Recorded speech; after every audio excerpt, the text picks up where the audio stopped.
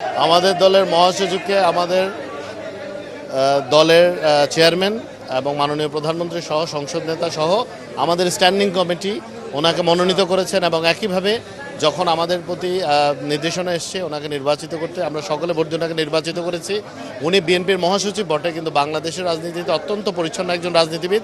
আমি মনে করি ওনার মতো ব্যক্তি যে যদি রাষ্ট্রপতির দায়িত্ব গ্রহণ করেন, বাংলাদেশ এবং বাংলাদেশের সংবিধান সবসময় নিরাপদ এবং সমুন্নত থাকবে। অভিভাবক ছিলেন আপনাদের জাতীয়তাবাদী দলের, কতটা মিস করবেন?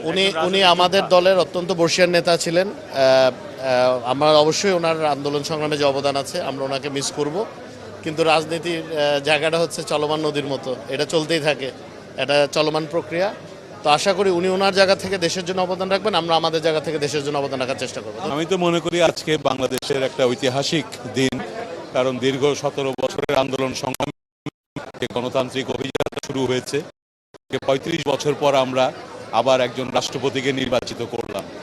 আর রাজনীতির জন্য এটা সংবাদ যে দীর্ঘদিন যারা গণতন্ত্রের পথে সংগ্রাম করেছেন, আমাদের নতুন মহামান্য রাষ্ট্রপতি সর্বজন শ্রদ্ধেয়, এবং তার যে নেতৃত্ব, তার যে ব্যক্তিত্ব, এই সমস্ত কিছুর মাধ্যমে সকলের শ্রদ্ধা তিনি ইতিমধ্যেই অর্জন করেছেন।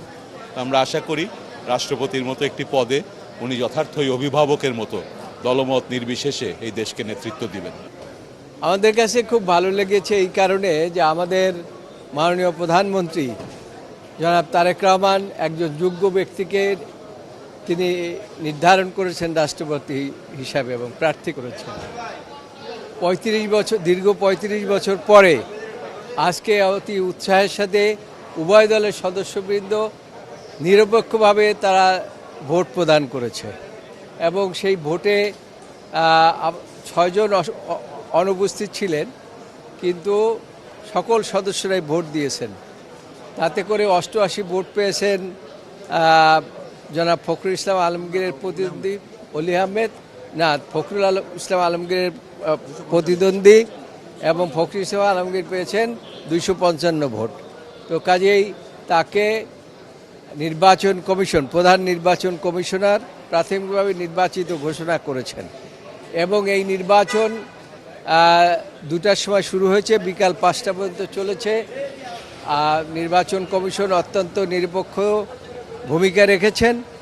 আমরা আজকে এই মির্জা ফখরুল ইসলাম আলমগীর রাষ্ট্রপতি হিসাবে নির্বাচিত হওয়ায় বাংলাদেশের আপময় জনগণ সহ সংসদ সদস্য যারা এখানে উপস্থিত সকলেই তাকে অভিনন্দন জানিয়েছে এবং আমরা আশা করি মির্জা ফখরুল ইসলাম আলমগীর আগামী 5 বছর এদেশের রাষ্ট্রপতি হিসাবে জনগণের আশা আকাঙ্ক্ষার প্রতিফলন ঘটাবেন এবং সংবিধান মোতাবেক তিনি রাষ্ট্রের দায়িত্ব পালন করবেন।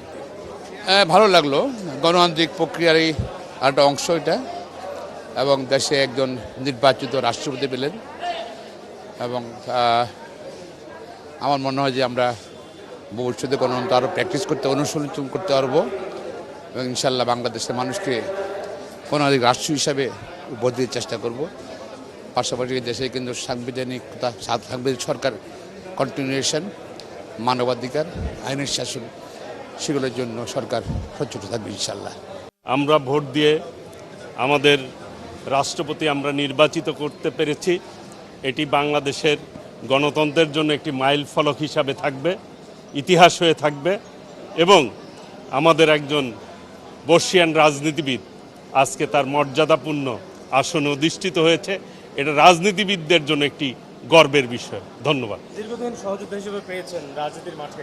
অবশ্যই রাজনৈতিকভাবে তো বললামই যে একজন রাজনৈতিক ব্যক্তিত্বে বিজয় হয়েছে, এটা রাজনীতির বিজয় হয়েছে, গণতন্ত্রের বিজয় হয়েছে।